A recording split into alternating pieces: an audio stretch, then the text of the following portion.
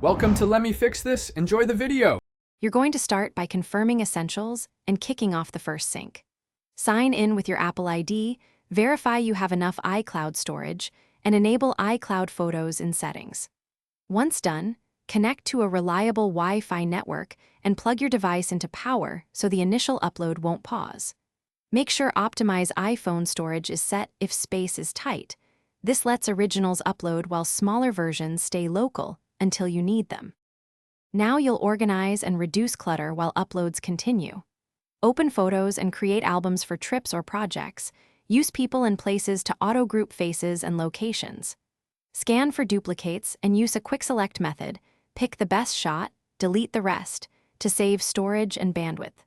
Once you have clean sets, use shared albums for collaborators and toggle iCloud Photos to sync albums across devices. Make sure live photos and Hive settings match your work. Finish by confirming all items show as uploaded or updated in the Photos app.